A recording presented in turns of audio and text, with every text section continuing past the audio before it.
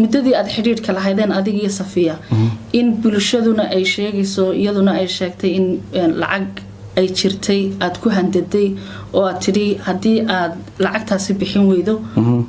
muuqaalada iyo sawiradaas aan soo bandhigaya arintaasi maxaa ka jirayada waxa jirta lacag $22,000 oo la carabaabay oo dalbatay ma jirta lacagtaas san horeba kugu sheegay waxaan kala soo fariistay ma diyaar wahay wixii aan Safiya ka maqlay inaan ka jawaabo taas wali carabkeeda kama hayo laakiin marka cid kale oo bilaadan oo meel ka hadlaysana waqtiina ku lumiyo ama waxaan munaasib ahayn ama waqti xaadirkan bartankeeda ama cilmi ay sameynaysaa ma jirto waxgaag halkani waxa ku sugan barbarkayga Cabdi Ciise Cajuun oo runtii ah abwaan da'yar kana mid ah dhalinyarada magaalada Hargeysa hadda ku nool Cabdi sideen loo wada soconay baraha bulshada maalmihii ugu dambeysay waxa haystay sawiro iyo muuqaalo laga duubay fanaanadeena qaaliga ee Safiya Tusmo oo runtii ah hooyo Soomaaliyeed isla markaasina lagu soo bandhigay baraha bulshada taasi oo muran fara badan dhalisay bulshaduna kala duwan ay uga daran celiyeen bal ugu horeyn waxaan jecelahay maadaama adigu aad tahay eedaysamihii loo soo jeediyay inuu falkaasi ka dambeeyay oo sawiradaasi soo dhigay bal qaabka ugu horeeya ee aad isku barateen adiga Safiya iyo xilligaad isbarateen inaad noo sheegto sagale horta walaal aad iyo aad baan ku salaamayaa adiga iyo ummadda Soomaaliyeed ee daawanayso aniga Safiya waqtigan isbaranay hadda waxaan isnaqaanaa muddo ku dhow 2 sano waxaan isku baranay suugaan silsilad ka bixi jirtay channelka Cabdi Askari TV oo isagana halkan aad uga salaamayo oo silsiladii ahayd hablayo xishoodkii xageebad ku xorteen ayaduna hees ku lahayd aan hees ku lahaa marka waqtigan isbaranay waqtigaas ay ahayd muddada hadda laga joogaano waa 2 sano 2 sano waxagaag goobtii ugu horeeyay isku barateen ma inaan telefoonka wada hadlo sayna nu saragno intaaba telefoon ku wada hadlaynay laakiin inaan saragno aniga iyadu hadda isku ka horeysa hadda suuqa horeysa aragti ahaan hadda suuqa horeysa laakiin xiriir waxaad ku xiriiri jirteen telefoonka dhinaca telefoonka WhatsApp-ka Messenger-ka inta badan ku wada jiray laakiin si live inaan isku aragno maanta suuqa horeysa qaabkaad u xiriiri jirteen saad sheegtay wuxuu ahaa qaab suugaaneed marka hore yaani qaabkaan isku baranay weydiisay sababtaan isku baranay awal marra waxay ahayd suugaan iyo fan aan isku baranay saasay maxaa intaasi ka sii dambeeyay waxa ka sii dambeeyay aniga Safiya waxaan dhex maray relationship iyo sheeko iyo xiriir dan halkaas xiriirkaasi intee lag buqaat wallahi horta waxaan si toos ah xiriirinay u sheekaysanay muddada aan isnaqaanay waxay ahayd 2 sano laakiin waxaan oran karaa muddada aan sheekaysanay ama yaani xiriirka lahayn hal sano iyo dhowr bilood meel hawo noqonaysa waxaga markaynu intaasi ka nimaadno waxa timid magaalada Hargeysa qaab nooceed ku timid magaalada Hargeysa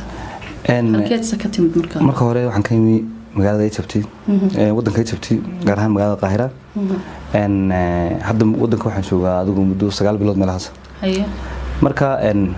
sababta ku yimi iyo arrimahan ku yimi mid aniga Safiya na dhex maray ama aan isku weyn ka wada soconay sida dad badan oo xogaal noo hibay ka dhagsiin bay ahayd saas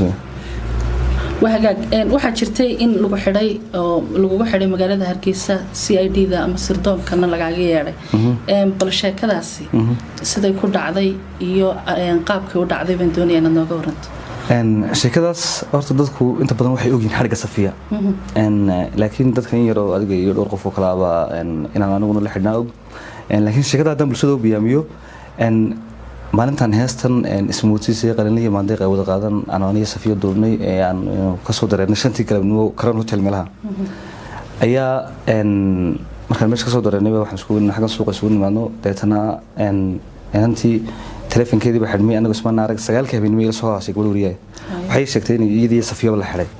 xagee la idinka qaaday baan ku wuri markaa waxay ku tiri home cable ka horsan laga qaaday indhahana laga xiray aniga Safiya markii dambe aan indhaha ka xiran baa la soo celiyay Safiyana waa la haray cidi madiinaarkiisii miicina ma arkeen marka waa saxay hadda meel ka raadina ma garanayba meesha ma lahayd dan waxaan ku dhaadabaan raadinayo inaan soo helo in isku dayna saldhiga dhex markaanimi wax la igu kuma jirto koodbuur baan tagay markaan koodbuur tagay ku gabadhaas meesha ku jirtaa intaan la jawaabin ayaa waxa laga qaaday telefoonka oo la igu soo Cabdi Ciise muti ha telefoonka aan u baahna teena soo askarta wadiyo waxay noqotay qof xiran baabana socdaa maxaa telefoonka laga rabaa kadib waxa la igu telefoonka waxa u baahan CID-da وانا امر انغا naga sareeyo haye telefonkaygi waan siiyay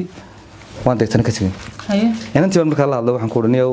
oo fiima aan la hadlo waxaan ku oranayo gabadhii waxa la igu yiri xagaasay ku xiran tahay laakiin anigu ma arag anigana telefonkaygi baa laga qaaday haye labadii habeenimo mar ay ahayd ay hadana inaan soo waxay ku tusafiyay xanuunsan sayay dawooyin iyo alaab u geeyno haye dan inantii waxay ku timi guriga anigoo la fadhiyo Cabdinaasir Macalin Ciidi Cabdiraxiin Axmed Carab oo isagana halkan aad uga salaamayo anigoo xir badana kadib iyadoo gaariga watay gurigii ugu timi waxay ku timi ka maarmi maayo inaad raacdo ama aan Sofii dawada u geeyno tii xanuunsanaysa okay waa sax baan ku wari waan suraacnay markii aan salgid ku noqday markii labaadna waa la xidho wax lagu adigana waa lagu baahan yahay soo habeennimadii halkii baan ku hoyday inantii iga soo noqotay baan u qoray fiimaha ahayd baan u qoray markii xaafadeeda waxaan ku dhahay xaafadeeda iyo reerkiisa ugu sheegan aan xidhanahay dan subaxii markii ugu bari baan indha ka xidhan lay qaaday CID da leegay CID da maanta waxaan ku xidhnaa shantii galabnimo markay ahayd baa la yeeray dan waxaan ku maxaan ku xidhanahay waxa la igu yiri lambar aad leedahay adigu telefoonada oo kugu qoran ayaa lambar aan raadinayay muddo dhowr sano ah soo wacay labada lambar markaan anigu sitaaba soo kan gabadha u dhigay baan weydiiyay waxa la igu yiri waa ka gabadha u dhigtay gabadhaasi waa Safiya marka okay marka lambarkan xilliga la soo wacay xilliga anigu sitayba soo waa xilliga iyadu sidatay waqtiga lambarkan aan raadinaysan ay contactiga la sameysay marka waxa la igu yiri waa inta iyadu sidatay dibas hadaba iyada la xiriir baan ku wada dan waxa la igu yiri waa sax waxaan u baahnay gmail-kaaga يعني dadka qaar bararkay bara bulshada ku soo qoriyay ninkan uu istifaaciyayo hadii la waraysto hadalka runka ma sheegayo CID da iyo ciidanka qaranka iyo maanta Hargeysa jooga wax been laga sheegi karo ama aan yani waxaan la igu sameeyay ama falan la igu la kicina ka sheegi karo maaha dan waxa la igu gmail-kaaga aan u baahanahay baasuurkiisa dan waxaan weydiiyay maxaa gmail-kaaga iyo lambarka la soo wacay gabadhu seeto iskaga xidhan waxa la igu waa hawlan anagu u baahanahay telefonkaaga waad ka tagaysaa adigana waan ku sii deynaa gmail-kaaga saxda ah isticmaasho noo sheeg laba nin baa markaa wareystay labadan bad gmail-kaaga baa suulkiisa weydiiyeen sidii baan ku siiyay waan tagay marka saddex cisho marka la iga hayay ayaan soo noqday deetana waxaan u tagay Faisal Xiis waxaan ku dhahay telefonkayga baa la iga haystaa dimension aad ka shaqeyn jiray macna la iga qaadiyo qaab la iga haystay midna ma garanay hadii aan dambi leeyahayna nimankan ay sheegan waxay telefonkayga ku haystaan hadii kan la soo siiyaan inankiiba marka la hadlay kiiskayga gacanta ku hayay wuxuu ninkan haduu kiis leeyahay ana xiraya hadii kan telefonkiisa soo siiyay anoo yimaado baa la yiri berito la galanoodkii markaan tagay waxaan u tagay waxa la dhibay waxa la igu niyo fiican baad yeeshay si wanaagsan runta noo sheegtay telefonkayga oo la restore gareeyay tan waxaan ku maxay ku dhacday telefonkayga la restore gareeyay hadii waxyaabo adiga ku anfacayo kiis ku ay aniga kiis ugu ay ku jiraan maalinta soo qaato cadeynay iga dhigto deena maxkamadda ugu geysan sababta keenaysa in telefonkayga la restore gareeyaa maxay tahay deena wuxuu igu yiri arrin si qalad ah u dhacday weeyaan okay telefonkayga si qalad ah u dhacdo gmail-kayga in la bedelo oo la guba iyaduna mid si qalad ah u dhacday baan ku dan waxa la igu waxaan ku balan qaadanay xogtaada inaan ku soo celino arrinkanna waa mid qalad kugu dhacay marka waxaan la yaabay bay igu noqotay waan iska soo baxay sidii baan ku yimi arrinta xalagaygu iyo ka Safiyay saas waa xaaladda ka marayna taasay ahayd waxaag dadku waxay inta badan isweydiinayaan oo maxaan idhaahdaaye lagu soo celcelinaya oo waliba anagoo de hooyooyinkii Soomaaliyeed kamida aan aad uga dareen celinay inaad adigu ka dambeysay Safiya sawiradeeda lagu baahiyay baraha bulshada waliba muddo in badan oo 2 sano ah aad Safiya lacag kula baayactamaysay $2,000 oo xataa jirtay sida la sheegayo inaad meel magaalada ka baxsan intaad la tagtay aad baastoolad madaxa kaga qabatay oo tiri haddaad lacagtaas bixin weydo maxaan idhaahdaaye naftaada sawiradana waan baahinaya sawirada inaad soo dhigtay ta lacagta aynu dambaysiinay maxaa ka jira niyo horta arrinkaas waa arrin aad iga yaabiyay yani mudbayna Soomaaliyeedu cid waliba dhaqan bay leedahay yani horta ariga iga suurtooba in waxaan yeeli kara midna maaha hablaan la dhashay hooyo ay dhashay haddana anigu qaba yani midda kale qofka doonaya qof inuu ceebaya isagu iskama bilaabo qof adduunyada ceeb ku naaxa ma jiro oo yani isagu yani shakhsi bilaadan oo dhibka raaxamoodaya ma garan karo de meel ku nooliyay ama dadkan qaylinaya inuu ku jiro laakiin qofka doonaya inuu qof ceebaya inuu isagu iska bilaabo wallahi ma garanayo meel ka dhacday meel ugu arkay toona almiina xitaa hadii yani horta wax iga suurtoobiyo waxa sameyn kara midna maaha hadii si xitaa dadku waxaanay isweydiinayn haddaan anigu sawiradan qofka soo dhigaya ama u bareerayahay maan garan waayin xitaa inaan wajigayga ama indhahayga ama madaxayga meel uun qariyo xitaa soo moogid marka arrinkan waxaan shaqo ku leeyahay maaha wax iga suurtoobana maaha waxaan sameyn karana maaha waxaan sameyn jirayna maaha waxaan sameyn doonana maaha waxaan aaminsanahay shil aniga Safiya nagu wada dhacay inuu yahay cid kasta oo falka ka dambeysay maxaad cadeyn haysataa ama ku cadeynaysaa inaanad samaynin falkan maadaama dadkoo dhani ay aaminsan yihiin oo ka aamineen inaad waxaan samaysay adigu sidaan horta kuu sheegay aniga Safiya horeba kugu sheegay waxaan nahay laba qof oo relationship ka dhaxeeyay haddii aan markaa u baahnay ceeb aan iyada ula bareeraya inay jirto ma waayin sawir kaligeeda laakiin ceebta aan walaashay la doonayo anigu iskama bilaabeen waxgaag abwaan Cabdi Ciise waxa intaasi sii dheer maadaama ninka gabadhiisu ay tahay hugiisa oo ay tahay inaad yani maadaama hugaygi tihiin inaad noo xil qarisaan asturtaan Safiya waxay sheegtay in gurigeedii ay ka dhax bilaabmatay sheekadu oo yani adigoo ninkeedii aad ceebaysay bulshaduna waxyaabaha aadka ay uga dareen celiyeen ee looga fal celiyeen ilaa anaguba aanu ka xumaanay ay tahay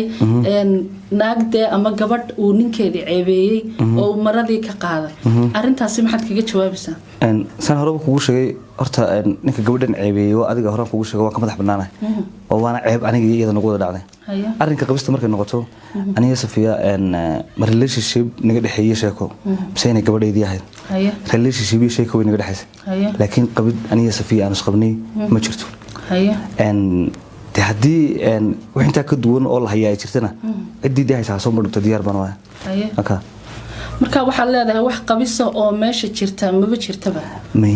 maxaad ku cadeynaysaa wallaahi kulley guurku waa wax weyn Safiina waa gabadh caana marka la isbursanayana wax qarsoon maaha marka la isfurayana wax qarsoon maaha marka hadda tusaale ahaan walaashii Safiya saan anigu iyada ka maqlay ama kalibadan daawaday 3 jeer bay hadashay marka koowaad ee ay yani arrinkan laga jabsaday sheegaysay waxay sheegtay in relationship yeelan karto qof cid relationship ka dhaxaysa jirto oo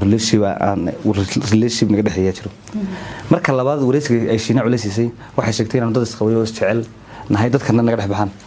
marka saddexaadna waxay sheegtay inay furiin dalbatay kiina ay ku guuleystay oo la furay waa isla muddo 5 cisho gudahooda waa saddex hadal oo madiinadu dhaweyn صح ولا لا marka hadda muhiimadda markaan ku soo ururiyo aniga iyo inta wax qabiso naga dhaxeeyo oo meel loo yaala habeeraatay ma jiro waxagaag waxa jirtay muddadii aad xiriirka lahaydeen adiga iyo Safiya in bulshaduna ay sheegayso iyaduna ay sheegtay in lacag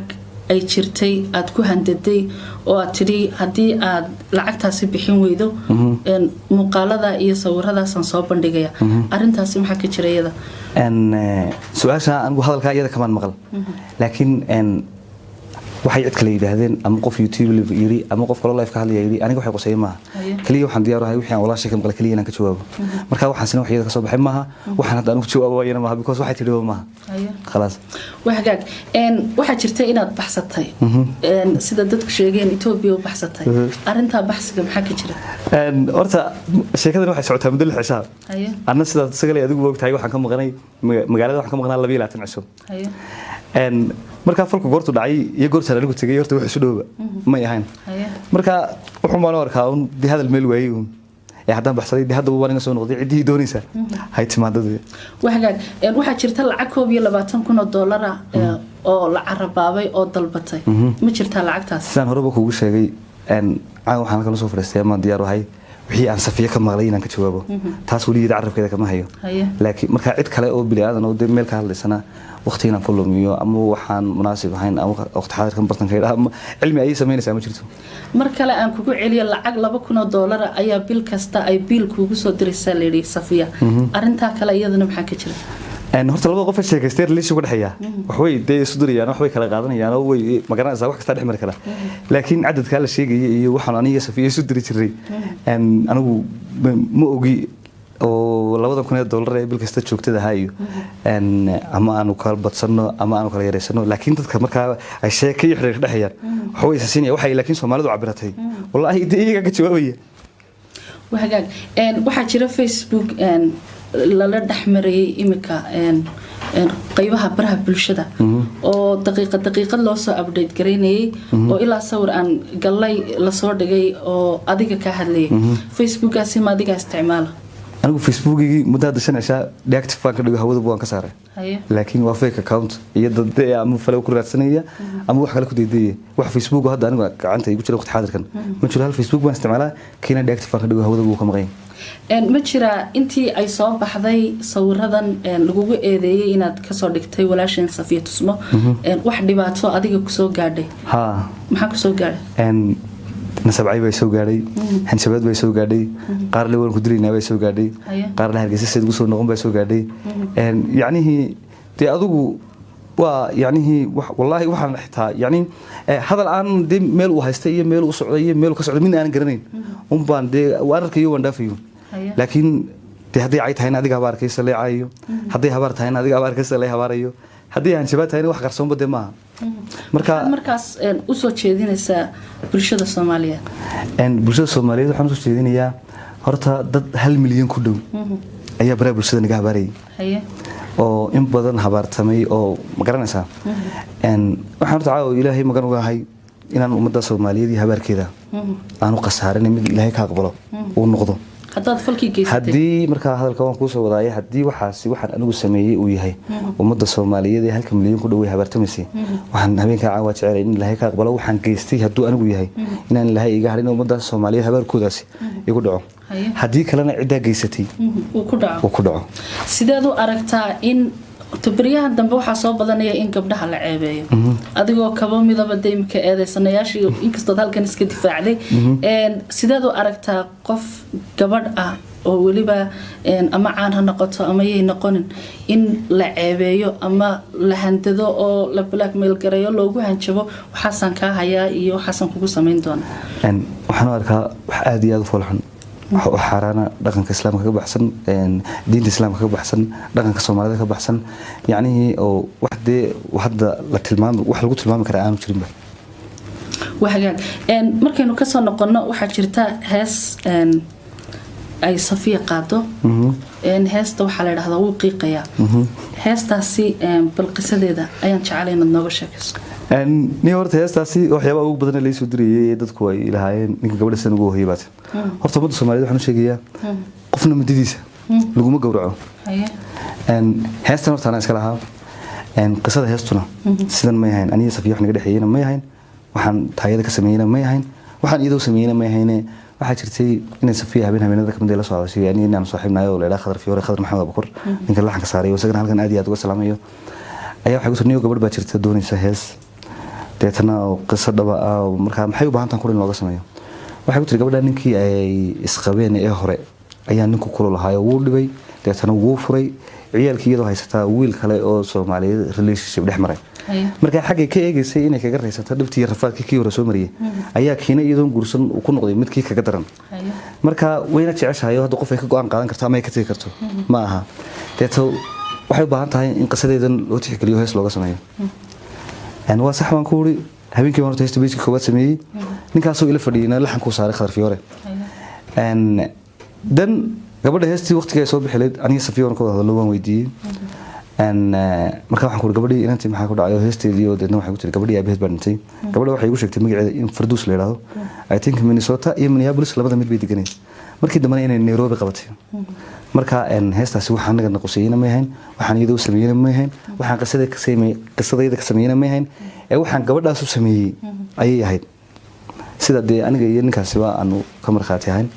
ee walaashii anigu ma aan sloognahay waxaad ugu dambeyn fariinta diraysaa maxay tahay ugu dambeyn fariintan diraya aan rabay inaan halkan ka diro ama aan ummadda Soomaaliyeed u sheego waxa weeyaan dadku horta garba iska qaadan waqti xaadirkan xitaa anigu imka waxaan dhibano waa cidaan dhibano oo hayba garan maayo haysato aan ka ahayn dad Facebook iyo YouTube ka qaylinaya marka laga reebo hadallada walaashii ka soo yeerin hore uga soo jawaabay laakiin Safiya ma oran ninkana waxa ka soo dhigay Safiya ma oran ninkana ay ceebeeyay oo inta jeeray hadashay badii qof yaani sida Ilaahay ku ogeeyay maxqad tahay u hadlaysa baheed waan uga mahad celinaya laakiin ummadda leh waxaan baa dhacay iyo sidan baa dhacday waxaan leeyahay wax kulli hubsimo hal balastaabay Soomaalidu tirada qof kasta iyo wuxuu qabanay Ilaahay baa marka waligiin yaa leeyihiin dadka waxaan ku wanayaa inaanay gar qaadin iyagoo on labadii qof labadaba arag intaas uu gadhay aad iyo aad noo salaamay kii soo caayna waan salaamayaa kii soo hawaarayna waan salaamayaa kii difaacina waan salaamaya dhammaan waa dadkayga kulay hadii ama qalad aaminsanayeen oo yacni fikir qaldan laga dhaadhiciyay iyo intii ka saxan haysatay aniga ila socotay labadaba maanta waa dadkayga iyagana waan salaamaya وهجاج أدبد ما هتصنت هاي كاسنا وحوها عبد عيسى عجون أبوان كدأ ذير ونكور سنيني أرميه براها بالشدة قبصدي ولا شيء صفية تصبو تانية كلانتي دم بس داسينا بتقلي أدبد ما سنتين